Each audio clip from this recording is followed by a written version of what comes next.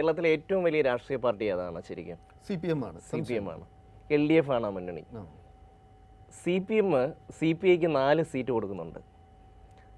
അതിൽ എത്രയോ സംഘാടക ശേഷി കുറഞ്ഞൊരു പാർട്ടിയാണ് കോൺഗ്രസ്. കോൺഗ്രസ് എന്തുകൊണ്ട് ലീഗിന് CPA കൺസിഡർ ചെയ്യുന്ന പോലൊരു കൺസിഡറേഷൻ എന്തുകൊണ്ട് UDFൽ ലീഗിന് കിട്ടുന്നില്ല എന്ന ചോദ്യം ലീഗ് അണികൾക്കിടയിൽ ഉയരാൻ തുടങ്ങിയിട്ട് എത്രയോ. അതിന് പറയുന്നൊരു കാര്യം, അതിന് കോൺഗ്രസ് നേതാക്കൾ അതിന് പറയുന്നത് ചരിത്രപരമായ ഒരു കാരണമാണ്. അതായത് ലോക്സഭാ തിരഞ്ഞെടുപ്പുകൾ നടക്കുമ്പോൾ ദേശീയ തലത്തിൽ കോൺഗ്രസ് വലിയ ശക്തിയാണ്. അതുകൊണ്ട് ദില്ലിയിലേക്ക് തിരഞ്ഞെടുപ്പ് നടക്കുകയാണെങ്കിൽ, ഒരു ലോക്സഭാ തിരഞ്ഞെടുപ്പ് നടക്കുകയാണെങ്കിൽ സ്വാഭാവികമായും കോൺഗ്രസിന് കൂടുതൽ സീറ്റുകൾ. അതുകൊണ്ടാണ് ലീഗ് ഇതുവരെ ക്ഷമിച്ചത്. ഇത്തവണ ആ സാഹചര്യം മാറിയിരിക്കുന്നു. ഇത്തവണ വളരെ കൃത്യമായിട്ട് ലീഗിനറിയാം, ഞങ്ങളില്ലാതെ ആകപ്പാടെ ഉള്ള 42 സീറ്റിൽ കേരളത്തിൽ നിന്ന് കിട്ടിയ സീറ്റാണ് കോൺഗ്രസിൻ്റെ ഏറ്റവും വലിയ അസറ്റ്.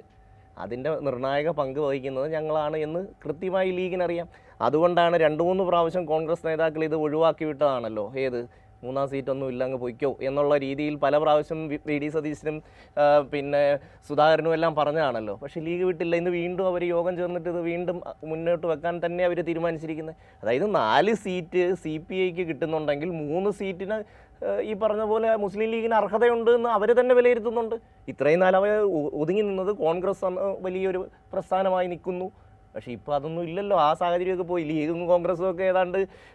അത് മാത്രമല്ല, CPIക്ക് നിയമസഭയിൽ 17 സീറ്റാണ് ഉള്ളത്, ലീഗിന് 15 സീറ്റുണ്ട്. ലീഗും കോൺഗ്രസും തമ്മിൽ പോലും വെറും 6 സീറ്റിൻ്റെ വ്യത്യാസം. 21 സീറ്റാണ് കോൺഗ്രസിന് ഇപ്പോഴത്തെ നിയമസഭയിലുള്ളത്. 5-6 സീറ്റിൻ്റെ വ്യത്യാസമേ ഉള്ളൂ. അപ്പോൾ ഇത്തവണ ലീഗ് പിടി മുറുക്കും എന്നുള്ളത് തന്നെയാണ് എനിക്ക് തോന്നുന്നത്. രാഹുൽ ഗാന്ധി വയനാട് മത്സരിച്ചാലും മത്സരിച്ചില്ലെങ്കിലും 3 സീറ്റ് എന്നൊരു ആവശ്യത്തിൽ ലീഗ് ഉറച്ചു നിൽക്കാനുള്ള സാധ്യത ഞാൻ കാണുന്നുണ്ട്.